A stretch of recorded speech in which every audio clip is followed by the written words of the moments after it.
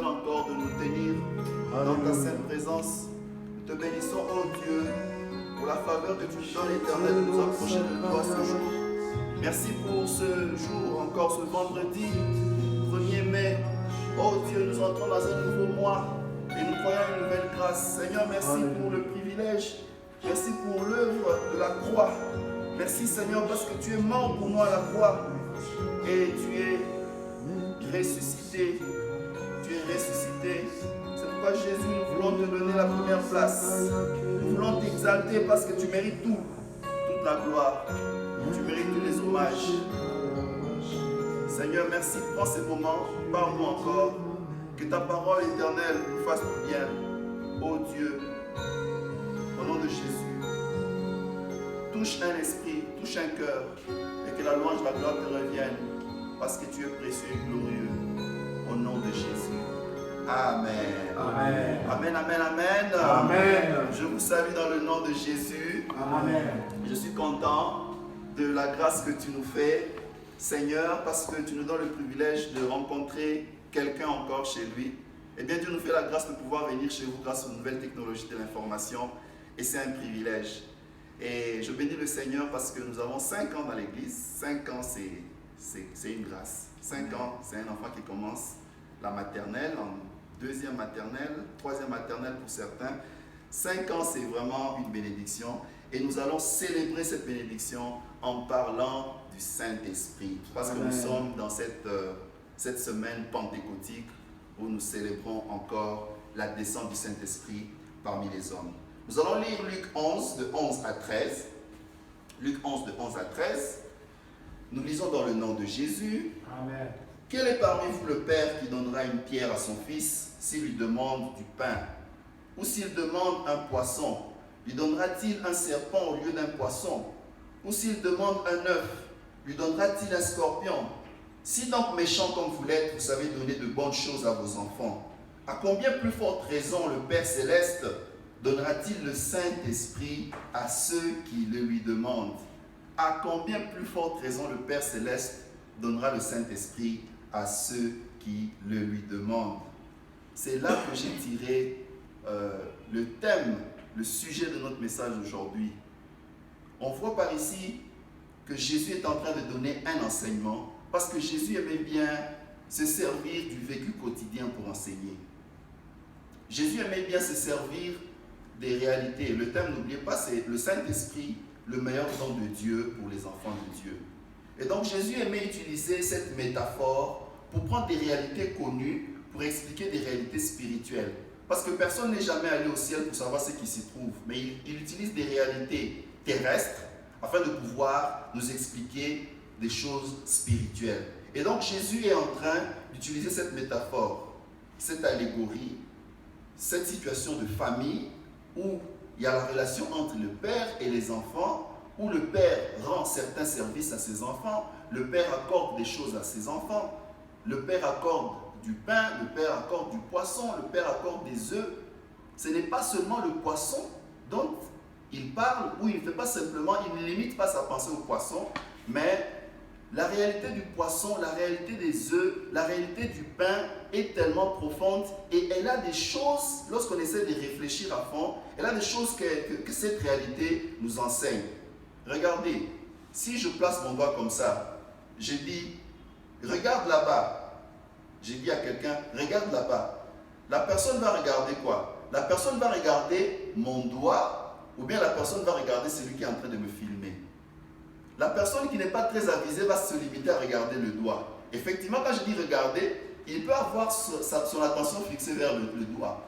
Mais en fait, moi, je suis en train de dire, regarde, je suis en train de fixer le frère qui est en train de me filmer. Qu'est-ce que ça veut dire? Ça veut dire que le doigt, c'est comme l'image. Quand Jésus parle du pain, du poisson ou de l'œuf, c'est comme une image. Mais en fait, il est en train de vouloir que nous puissions pousser notre regard un peu plus loin. Le regard un peu plus loin, c'est la réalité que renferme cet enseignement sur le pain, le poisson et l'œuf. Parce qu'il y a des vérités intrinsèques qui sont assez profondes. Et donc, quand Jésus dit que le Père terrestre, méchant qu'il est, sait vous donner le pain, le poisson et l'œuf, et le Père céleste sait vous donner le Saint-Esprit. Ça veut dire quelque part qu'il y a une corrélation entre le Saint-Esprit et les choses que Dieu peut nous donner. En quelque sorte, le Saint-Esprit joue ce rôle-là de pouvoir nous faire des dons qui sont nécessaires. Et réaliser qu'il est en train de parler de ces choses qui sont les choses essentielles à la vie. Déjà, j'aimerais un peu revenir pour définir ce qu'on comprend par un don. Eh bien, qu'est-ce qu'on comprend par un don? Un don, c'est comme un présent. Un don, c'est comme un cadeau. Un don, c'est quelque chose que vous obtenez gratuitement. Un don, c'est quelque chose que vous n'avez pas mérité. Voilà, on dit, le gouvernement du Japon a fait un don à la RDC du riz. Voilà, on vous donne du riz. Juste parce que le Japon aime la RDC, il nous accorde ça. Et Dieu nous accorde certaines choses parce qu'il nous aime. Les parents donnent des choses à leurs enfants à cause de leur amour. C'est un don.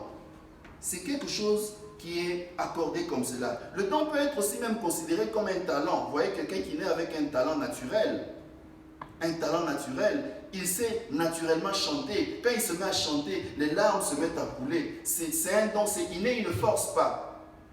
Moi, je me rappelle quand on était gosse, eh bien, à l'église, il y avait beaucoup de gens qui savaient très bien chanter. Les gens chantaient. Moi, quand j'osais ouvrir ma bouche, les gens se moquaient. Ah, Willy, arrête, tu ne chantes pas bien.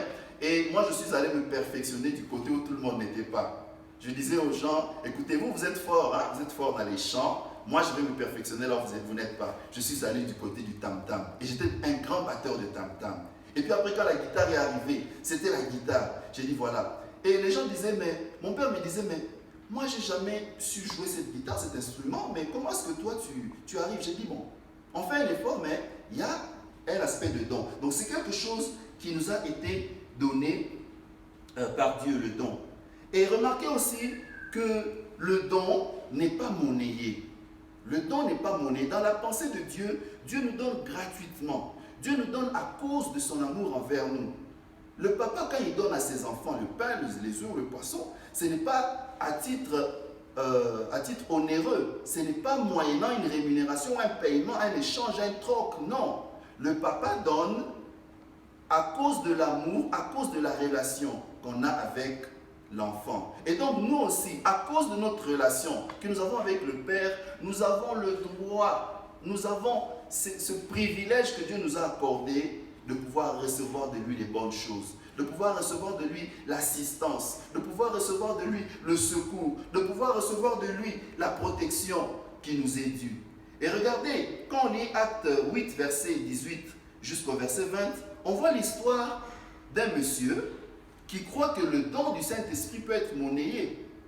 Le don du Saint-Esprit ne peut pas être monnayé.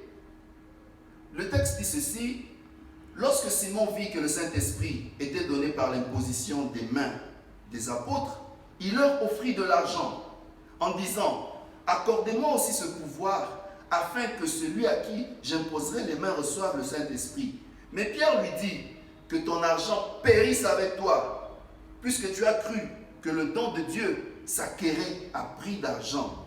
Voilà, Simon le magicien. Simon le magicien croit qu'on peut recevoir un don à prix d'argent. Il croit qu'il peut avoir cette capacité-là de voir le Saint-Esprit agir en lui à cause de l'argent. Mais ça, c'est faux. Le don ne s'acquiert pas à prix d'argent. Parce que Simon, en fait, avait besoin de plus que l'argent qu'il donnait. Il avait besoin d'une autre chose en priorité. Simon le magicien, quand vous lisez le texte, il avait besoin de se convertir. Parce qu'il était dans la magie. Les gens qui sont dans la magie font des choses, leur intérêt c'est eux-mêmes. C'est leur propre gloire. Ils veulent qu'on les voit super, ils veulent qu'on les voit extraordinaires, ils veulent gagner l'argent par leur tour magique. Quand il fait son abracadabra, voilà, quelque chose se passe, il se glorifie. Mais la pensée de Dieu, en nous envoyant le Saint-Esprit, c'est pour que la gloire rentre à Jésus. C'est pour que la gloire rentre à Dieu. Et Simon le magicien est un converti. Il a plutôt cette pensée païenne où il croit que la gloire c'est vers lui. Les amis, quand nous demandons le Saint-Esprit, c'est pour que le nom de Jésus soit glorifié. Amen. Quand nous demandons le Saint-Esprit, c'est pour que nous accomplissions la volonté de Dieu, que le plus grand nombre soit sauvé. Parce que le Saint-Esprit nous accorde cette capacité surnaturelle de persuader les autres à les amener vers Jésus-Christ. Et non seulement ça, le Saint-Esprit permet d'accomplir les œuvres que Christ accomplissait quand il était sur terre physiquement. Et donc Simon le magicien va croire que l'argent se monnaie. Si c'était une affaire d'argent, moi je crois que tous les riches allaient avoir beaucoup d'onction. Parce qu'ils allaient, moyennant leur argent, remettre beaucoup d'argent et recevoir beaucoup. Mais ce n'est pas ça. En lisant le texte, Pierre s'était énervé. Il a dit que ton argent périsse avec toi. Ce n'est pas une affaire d'argent. C'est une affaire de donner son cœur à Christ et de recevoir. Et même quand nous, serviteurs de Dieu, nous travaillons, nous ne devons pas travailler comme Simon le magicien. Nous devons avoir une pensée saine derrière ce que nous faisons. Notre pensée doit être que Jésus soit accordé aux gens, que les âmes des gens soient sauvées. Notre pensée ne doit pas simplement se limiter à cet aspect matériel où on voit l'argent qui est donné. Mais notre pensée, comme le dit Pierre ici, que ton argent périsse avec toi, puisque tu as cru que le don de Dieu s'acquérait à prix d'argent. Notre pensée doit être que le peuple de Dieu soit en contact avec le Seigneur, que le peuple de Dieu ait la vie. Parce que regardez, l'argent ne résout pas tout. Il y a des gens qui ont l'argent, mais ils sont limités. Ils ont l'argent, mais ils ne savent pas acquérir la guérison. C'est Dieu qui guérit, ce n'est pas l'argent. Ils ont l'argent, mais ils ne savent pas trouver des solutions à des problèmes qui les dépassent, des problèmes de cœur, des problèmes des blessures des cœurs. Ce n'est pas l'argent qui va résoudre les problèmes des blessures des cœurs. Je me rappelle ce champion paralympique avec sa copine dans sa chambre d'hôtel. Il avait été champion plusieurs fois, mais il a eu un problème, un clash. Je crois qu'il devait avoir un problème de blessure. On va prendre qu'il a tué sa petite amie. Mais pourtant, il avait l'argent. Je me dis un champion paralympique. Il a de l'argent parce qu'il a gagné. Il a gagné la course et tout.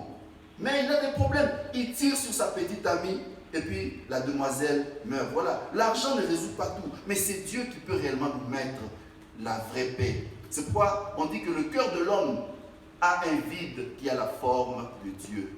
Et il n'y a que Jésus qui peut combler. Ce n'est pas l'argent qui va combler ton cœur, mais c'est Jésus qui va combler ton cœur.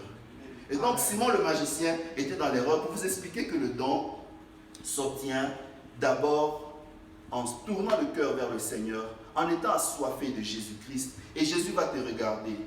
Si les gens vont privilégier ceux qui vont amener peut-être des sommes importantes, des gens qui sont visibles, pour leur imposer les mains, toi tu dis, moi j'ai rien, est-ce que je pourrais m'approcher de cette estrade pour qu'on prie pour moi? Non, Dieu peut s'approcher de toi et Dieu peut s'occuper de toi. Donc c'était une parenthèse pour vous montrer que le don s'acquiert à titre gratuitement.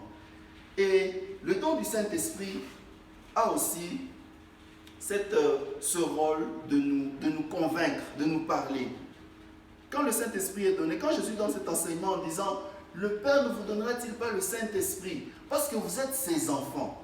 Nous recevons le Saint-Esprit parce que d'abord nous sommes ses enfants. Nous avons cette identité de notre Père. Nous lui appartenons, nous sommes ses enfants.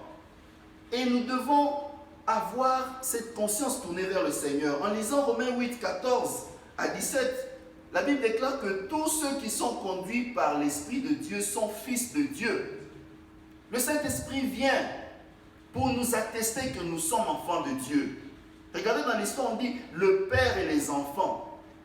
Dieu ne donnera pas aussi le Saint-Esprit à ses enfants. Ça veut dire que nous recevons le Saint-Esprit qui nous atteste que nous sommes enfants de Dieu à la nouvelle naissance.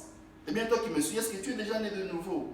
La nouvelle naissance, c'est ce cœur-là qui se tourne au Seigneur et nous recevons le Saint-Esprit la première fois. Le Saint-Esprit vient nous sauver, il vient nous laver de nos péchés, il vient nous racheter de la malédiction. Comme Nicodème qui allait voir Jésus malgré la connaissance qu'il avait. Il est allé voir Jésus nuitamment parce qu'il connaissait beaucoup de choses, un docteur de la loi. Mais il ne comprenait pas, il dit, mais il sentait quelque chose qui lui manquait, il sentait quelque chose qui le dérangeait. Mais qu'est-ce qui se passe avec moi? Je ne suis pas à l'aise. Et quand tu n'as pas la conviction que tu es enfant de Dieu, tu vas te sentir dérangé. Malgré les honneurs, docteur de la loi Nicodème, les gens respectent, au respect. Nicodème, docteur de la loi. Mais Nicodème dit, je sens quelque chose que cet homme Jésus dégage. Je sens que je n'ai pas le témoignage intérieur que je suis enfant de Dieu.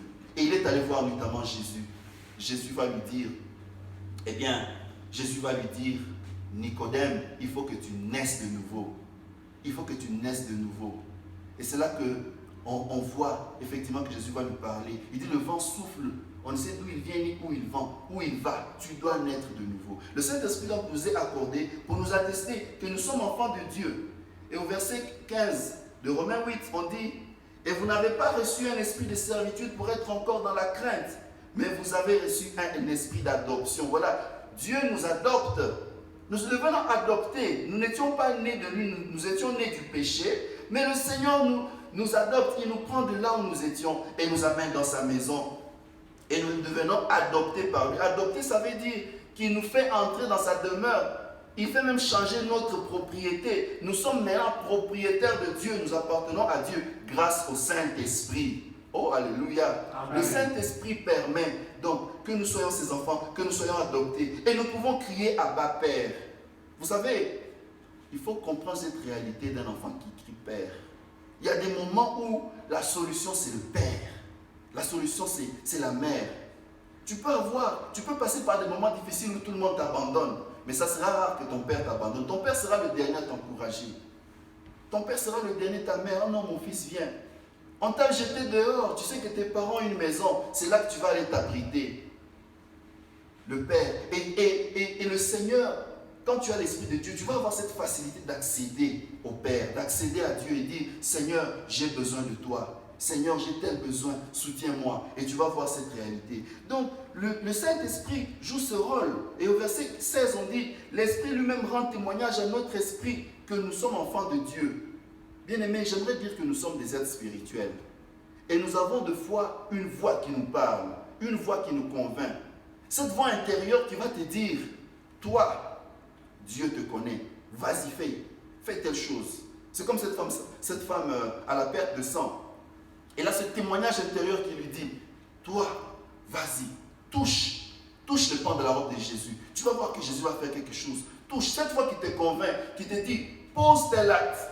Et tu vas voir qu'en posant l'acte, Dieu réagit. Et c'est ce témoignage intérieur-là. Peut-être que tu peux être en train de marcher, tu peux être dans une église, comme tout le monde, mais tu n'as pas cette assurance, tu n'as pas cette certitude, tu n'as pas ce témoignage intérieur. Et il faut chercher à avoir ce témoignage intérieur. Moi, je me souviens quand j'étais jeune, un jour j'ai lu la Bible et je me mets à pleurer. Je ne comprenais pas pourquoi je pleurais. J'avais l'impression que Dieu était réel, qu'il était là devant moi, devant les écrits. J'ai une conviction. Et très jeune, j'ai commencé, j'étais vraiment enflammé par le feu de Dieu. Et j'avais même des sensations physiques. Je sentais mon cœur comme si ça chauffait. Et puis, je vais m'en aller. J'avais tout le temps envie de prier, tout le temps envie de chanter. Et puis, je vais prêcher dans les bus. Quand on entre dans les bus, je me sens poussé à prêcher. Quand je vais au marché, je me sens poussé à parler. Quand je vois commettre un mal, je dis non, arrête. Et voilà, ce témoignage intérieur-là te pousse. Le Saint-Esprit te pousse. Le don du Saint-Esprit. Le don du Saint-Esprit, donc, nous donne ce témoignage. Et au verset 17, on dit, nous sommes ses enfants, nous sommes héritiers et co-héritiers. Ça, j'aime.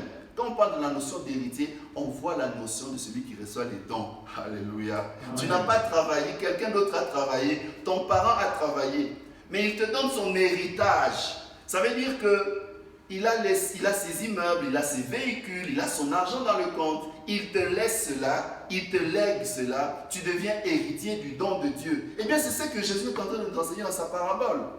Il dit, les pères donnent des bonnes choses à leurs enfants. Et nous sommes co-héritiers. Oh, je suis héritier. Jésus a amené la guérison. Je suis héritier de la guérison divine. Jésus a amené le rachat face à la pauvreté. Je suis héritier de la richesse divine. Jésus a amené la délivrance. Je suis héritier de la délivrance. Jésus a amené bien des choses. Analysons ce que Jésus faisait.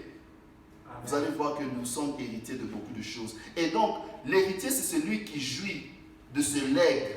Le Père lègue à son fils ou à sa fille ses bénédictions, ses faveurs. Donc, le Saint-Esprit, Jésus est en train de nous montrer qu'en recevant le Saint-Esprit, nous sommes en train de recevoir le legs, le don de Dieu, des bien des choses. C'est pourquoi je vous ai dit au début que ce n'est pas seulement le pain, l'œuf ou le poisson, mais c'est une réalité imagée pour dire qu'il y a un grand bagage spirituel, un grand bagage que Dieu nous donne qui nous permet de nous en sortir dans ce monde présent plein de toutes les adversités, mais aussi qui va nous conduire, ce bagage spirituel va nous permettre d'entrer dans le royaume des cieux.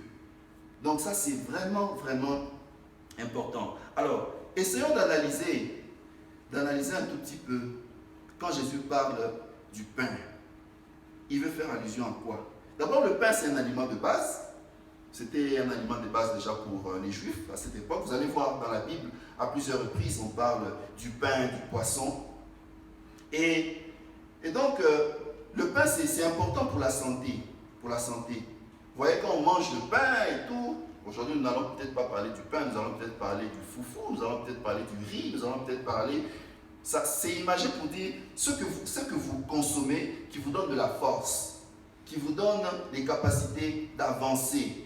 Ça veut dire que, quelque part, le Seigneur nous donne ce qui nous permet d'être forts, forts face aux événements hostiles, forts face aux difficultés et de pouvoir avancer. Je vois encore dans ce texte de 1 Roi 19, de 7 à 8, qui dit, l'ange de l'Éternel vint une seconde fois, le toucha et dit, lève-toi, mange, car le chemin est trop long pour toi. Il se leva, mangea et but, et avec la force que lui donna cette nourriture, il marcha 40 jours et 40 nuits jusqu'à la montagne de Dieu à Horeb. Élie est fatigué, affamé. L'ange lui dit, Élie, lève-toi, mange et bois, et que tu aies la force. Et ce qui m'étonne, c'est que Élie reçoit une force qui lui permet de marcher pendant 40 jours. Hey, quel est l'aliment là que tu vas manger qui tient dans le ventre pendant 40 jours? Donc ça, c'est pour vous dire que Dieu fait des choses puissantes. Dieu peut te donner une force qui va te permettre de tenir pendant longtemps. Dieu peut te donner une force qui va te permettre d'affronter des épreuves. Dieu va te donner une force qui va te permettre de remporter des batailles. Et il y mange et il a cette force. Ça veut dire que le Saint-Esprit nous communique la force. La force par le pain, on voit la force spirituelle. On a besoin de manger la parole de Dieu. Le pain est aussi le symbole de la parole de Dieu. On a besoin de manger la parole de Dieu. Si tu veux grandir, tu crois vraiment que tu vas grandir sans manger assez? Il y a des enfants qui sont kwashiorkorés parce qu'ils sont sous-alimentés, et en quantité et en qualité. Il y a des enfants qui ont le beriberi. Le beriberi, c'est une maladie où la personne grossit, la personne est légère. Donc nous avons besoin de manger du bon pain. Et le Seigneur est en train de montrer cela. Le Saint-Esprit va te permettre vraiment de déposer quelque chose qui va te permettre d'avancer. Les gens vont attendre que tu puisses chuter, que tu puisses tomber. Mais toi, tu seras toujours fort. Toi, tu seras toujours en bonne communion avec Dieu. Et tu vas avancer. Et tu vas remporter des exploits. Comme Élie. Tu vas faire ces choses. Et la force, cette force-là montre aussi, en fait, la construction même de l'immunité. Aujourd'hui, on est en train de parler de la santé divine. L'immunité, la santé. Pour avoir une bonne santé, par exemple, les maladies virales ici. Si tu as une immunité forte, ton corps peut déjà résister. Mais quand tu n'as pas une immunité, le premier microbe qui va venir va te faire chuter. Donc, ça veut dire quelque part que en mangeant le pain, tu solidifies ta force. Tu as une résistance. Ça veut dire que quelqu'un qui mange le bon pain de Dieu ne sera pas une proie à tous les petits démons, quelque part. Ce n'est pas toi qu'on va facilement toucher. Ce n'est pas toi qu'on va facilement avoir. Les sorciers sont en train de chercher des gens à frapper. C'est toi le premier qu'on frappe. Non, tu as l'immunité. Tu as la force spirituelle et tu es fort parce que tu manges le pain. Le Saint-Esprit te donne la force spirituelle afin de résister aux attaques de l'ennemi. Ça, c'était le pain. Mais alors, qu'est-ce que le poisson peut nous enseigner? Le poisson peut aussi nous enseigner bien des choses. Déjà dans la Bible, nous voyons plusieurs fois les miracles du poisson. La première leçon que je vais tirer du poisson, c'est la leçon de la multiplication. Le Saint-Esprit permet la multiplication. Regardez dans l'histoire de la multiplication des 5 pains et 2 poissons. On n'aura pas le temps de lire, c'est dans Matthieu 14, 17 à 21. Lorsque les disciples, la foule est fatiguée, elle est affamée et il se fait tard. Il n'y a pas de solution. On va vers Jésus, on dit Jésus, ils n'ont plus à manger. Mais qu'est-ce qu'il faut faire? Jésus va leur dire, donnez-leur vous-même le pain et à manger. Mais il n'y a rien. Alors il y a quelqu'un qui a 5 pains et 2 petits poissons. 2 petits poissons. Mais il y a une foule de 5000 personnes qui sont seulement les hommes qui sont comptés. Parce que quand vous lisez le verset 21, ou un peu plus bas, on vous dit qu'il y avait 5000 hommes et sans compter les hommes et les femmes. Donc si j'essaie de faire une analyse, peut-être 5 000 femmes aussi, peut-être 5 000 enfants, c'est peut-être 15 000, c'est peut-être 20 000, je ne sais pas. Mais regardez ce chiffre-là avec 2 poissons. Mais le Seigneur va multiplier. Donc l'enseignement sur le Saint-Esprit par rapport aux poissons nous enseigne sur la multiplication. D'un rien que tu as, Dieu peut amener une multiplication fois 1000. Ici, là, c'est fois 1000. Quand je prends 5 pains et 2 poissons, bon, c'est peut-être 5 000 et 5 pains, peut-être que ce sont les 5 mains, peut-être que c'est fois 2000, fois 3000, fois 4000, c'est par facteur de milliers. Ça veut dire que, bien aimé, ne nous décourageons pas devant le Seigneur. Allons-y avec le peu que tu as. Tu as peut-être deux petits poissons, tu as peut-être un minimum, mais avec ce minimum-là, Dieu peut t'étonner et faire des grandes choses pour toi. Dieu peut t'étonner et faire des grandes choses, et tu vas voir que tu vas vivre des grands miracles. Je n'aurai pas le temps de donner des témoignages par rapport à cette théorie, mais sachez que Dieu est un Dieu de la multiplication. Regardez même quand Pierre avait travaillé toute la nuit, il était découragé, abattu. Jésus lui a dit, jette ton filet. Lorsqu'il a jeté le filet, il a récolté 153 gros poissons. 153 gros poissons. C'est dans Jean 21, 11.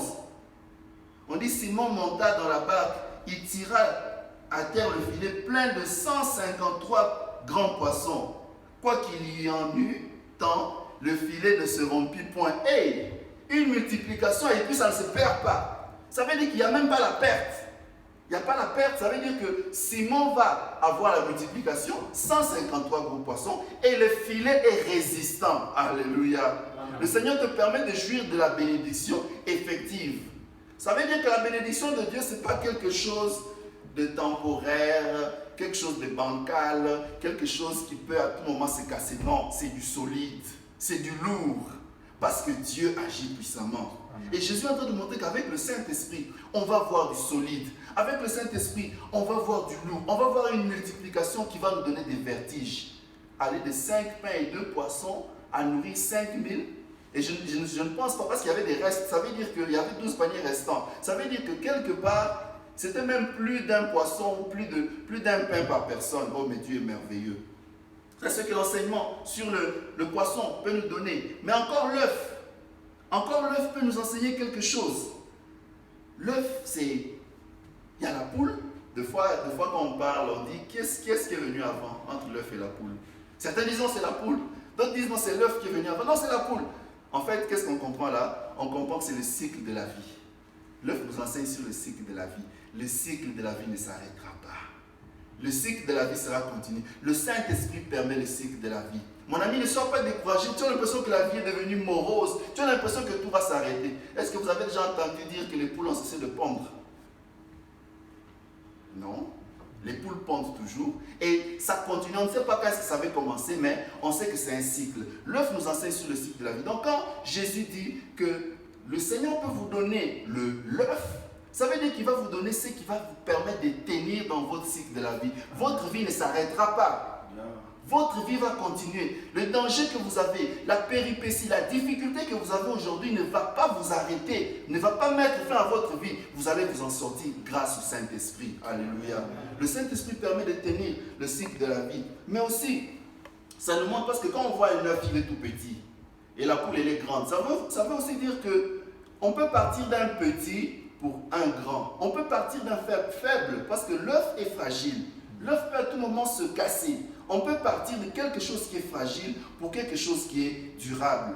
Ça nous enseigne aussi, quelque part, la foi dans le fait que Dieu peut prendre un faible et pour l'élever.